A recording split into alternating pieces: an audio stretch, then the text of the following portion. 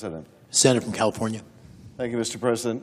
Mr. President, colleagues, I rise in support of this proposal to extend the ACA tax credits, extend the existing law for another year, reopen the government, and give us time to negotiate the longer-term extension of the Affordable Care Act. This whole discussion, and frankly the whole debate we've been having over the last several weeks over the Affordable Care Act, brings me back to the immediate aftermath of the passage of that bill when I was doing sidewalk office hours inside the Glendale Galleria. I had my little coffee table set up there and had someone come up to my table and ask me how I voted on that bill, how I voted on Obamacare. And when I told him that I voted for it, he was indignant.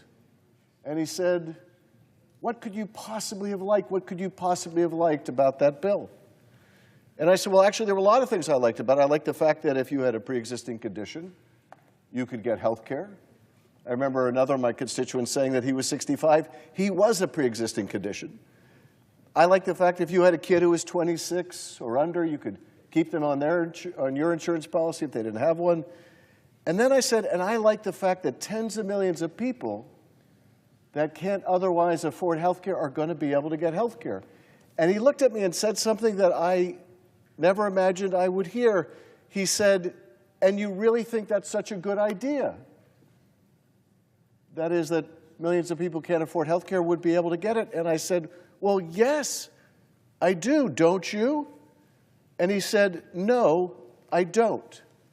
If they can't afford it, they shouldn't have it. And I recognized the moment he said it that he was speaking for millions of people. I'd had one of those huge town halls with 3,000 people, and no one would say that even at those screaming town halls. But his view was if they can't afford it, they shouldn't have it. And I think that view is really at the center of this debate. In the wealthiest country in the world, does the government have any responsibility to make sure that health care is accessible to people? I think we do.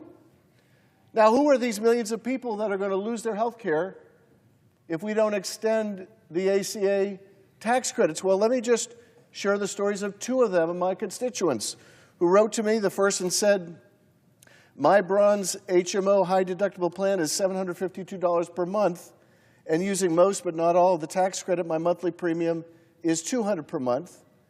That's using $552 worth of credits.